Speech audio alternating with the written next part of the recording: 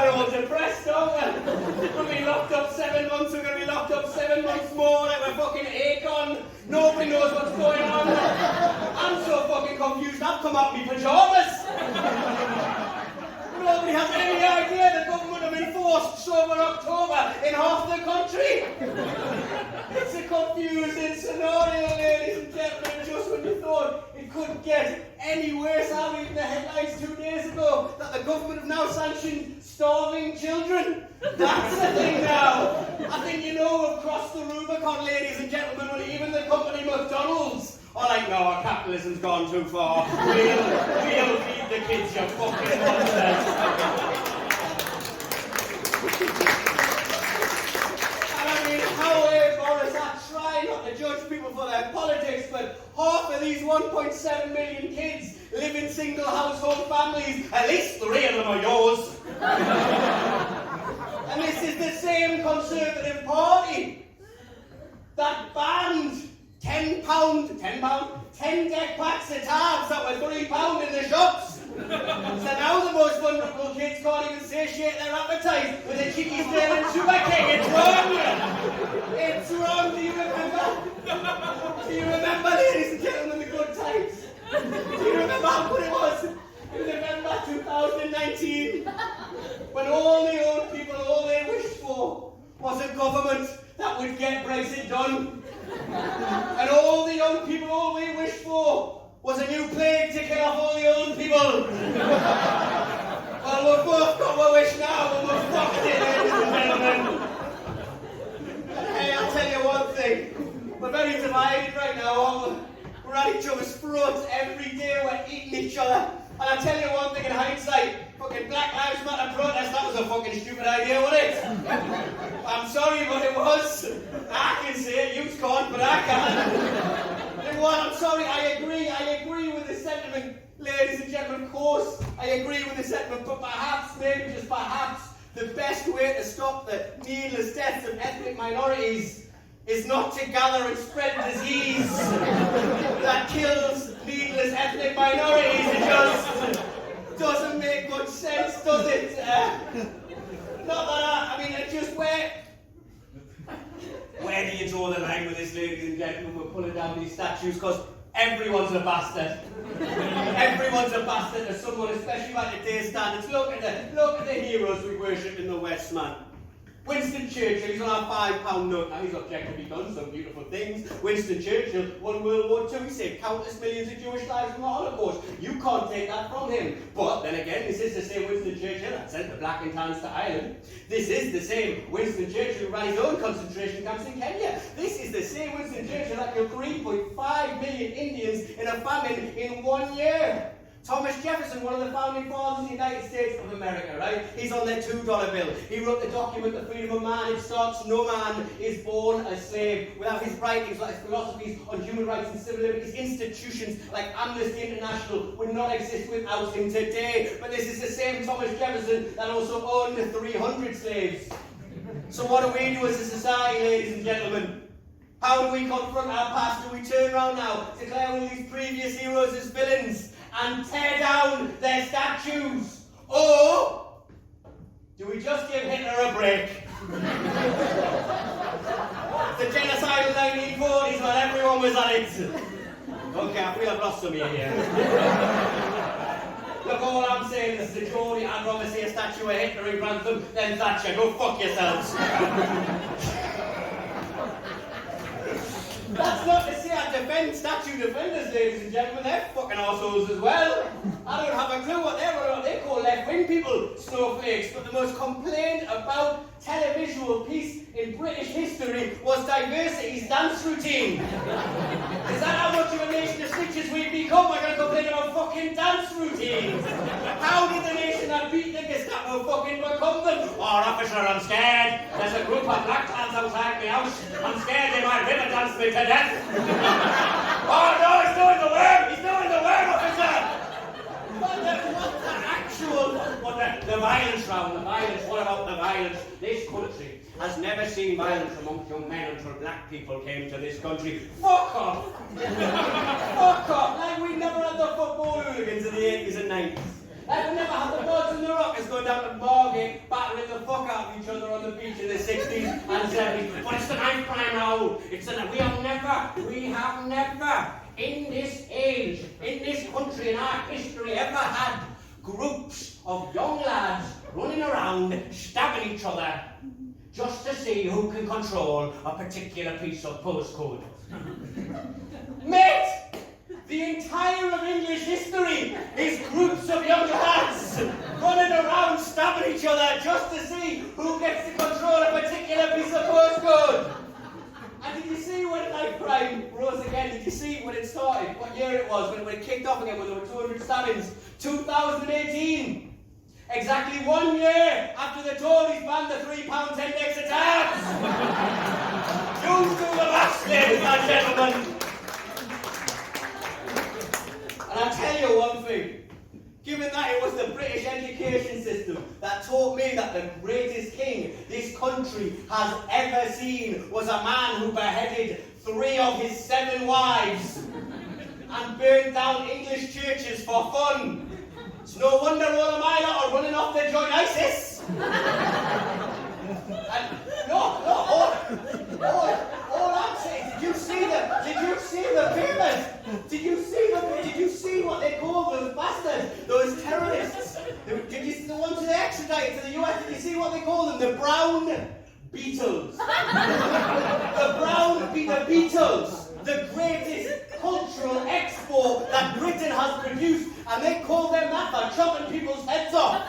You know what they call me? A brown cunt. I don't get that treatment. Brown and unemployed, that's why I'm not. I knew. Following my dreams was never going to be the best pair in the world, ladies and gentlemen. But I at least didn't think it would get to the point where Shamima fucking Begum has a better chance of getting a Netflix special than me.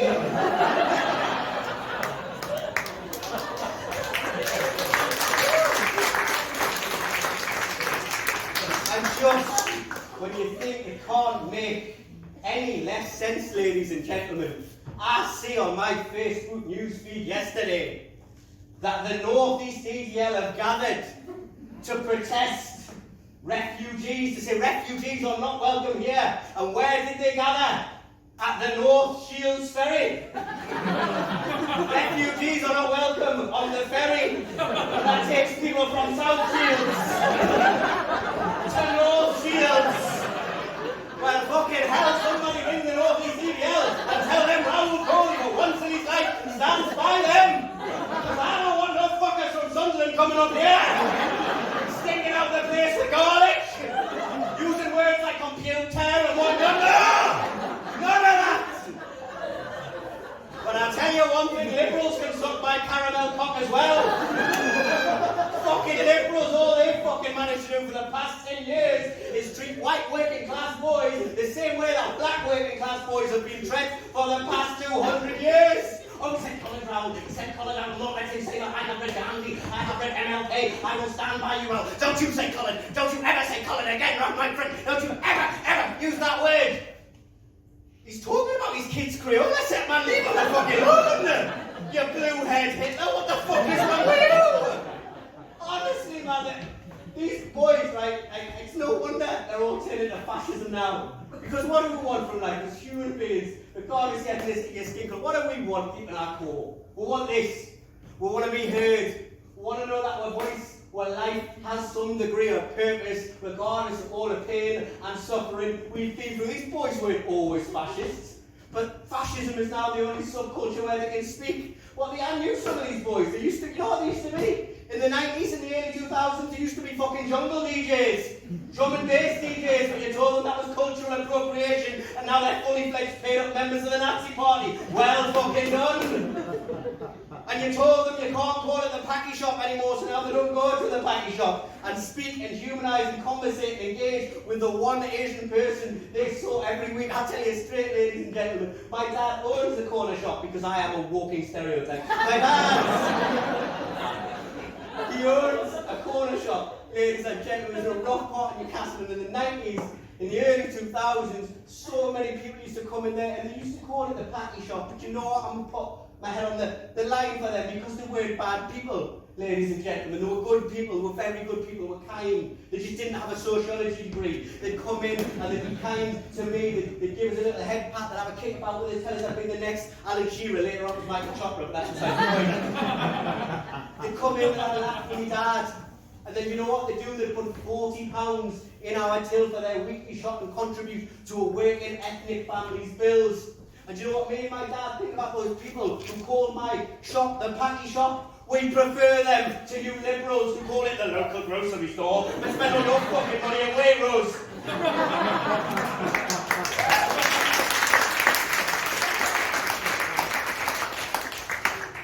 I think, ladies and gentlemen, deep at its heart really is the case is once upon a time we had gods, right? We had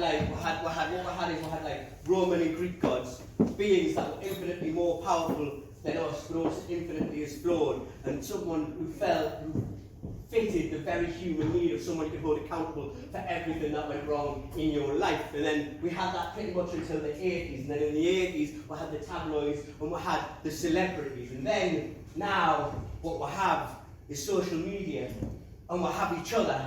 And we're now eating each other, and it's just not getting us anywhere as a society. And the reason we're eating each other is because some certain actors in the media love the sounds of their own voice, which is fucking hypocritical coming from me, but still, they love the sounds of their own voice so much that they'd rather get more likes and clicks and views than in any way preserving or progressing this beautiful thing we call humanity, where different people of different ethnicities, backgrounds, classes, political creeds, cultures engage and talk with one another, and sometimes that does create comfort, and sometimes that is fine. So not everything is racist. I'll give you an example. I read in the papers the other day in Sky News, right? Sky News, it had their headline, "The Lake District is racist." The Lake District, I did not know how a fucking mountain range can be racist. The Lake District was racist, so I clicked on it. I had to see what they were saying, and the argument they made was essentially the Lake District and the outdoors of Britain are not welcoming enough for ethnic minorities. They're not welcoming enough for ethnic minorities. Have you ever just thought that maybe we didn't want to fucking go? That fucking go camping in the wild, mate. I've just spent the last 2 years in Calais. I'm not doing that shit for a hobby. Who fucking wrote this? Priti Patel, what the fuck is going on? There are now all women is ethnics. If you want a bit more welcoming, ethnic minorities, maybe, just maybe you would like to come visit a reservoir and have a go on the banana boat. What the fuck? What is wrong with you? What they do it every single time. And difference isn't equal, right? We can be different and still be equal. Do you understand what I'm saying? Like, we don't all have to do the same things. If we do different hobbies and activities, that's absolutely fine. So we don't have to do the same things. Like, we do different things, that's fine. Like, what do Asian people do when we're coming to a bit of money? What do Asian people do to reflect our increase in status? Usually what we might do is we might get a nice Beamer, right? Nice Merc, drive around town, show all the white people how much money we're making. That's what we might do. What do you do, white folk? When you come into a bit of money, how do you reflect your increase in status? What do you do, eh? You get one of them retarded dogs that can't fucking breathe properly. That's what you do. Fucking sounds like it smokes 40 a day and going through a stroke. That's what you do, I swear. I find it fucking weird, but I don't resent you for it. Fair enough. You fucking love your dogs more than you love your nanas, man. Honestly, your dog, what happens? Your dog gets older, it's like losing memory a bit, and you keep it, you stay with it until the day dies. Your fucking nana, you ship her off to a home. I'll tell you one thing, if 300 fucking dogs were crossing the English Channel in a boat, they'd all find us a Hereford forever homes in a minute. Like Harry Lineker would have adopted fucking breed. They'd get parades of limited pedigree chums of fucking MBE or something. Because even the most liberal white person will not follow a refugee round and fucking pick up his shit. That's never happening. I just think that what we've done so far in history of humanity is quite good. She doesn't agree. I just think it's quite good, and we perhaps just don't need to fall out. All such trivial bollocks that we are now. Thank you for coming to my TED Talk. Before I go into that, I just want to say three things. before I go.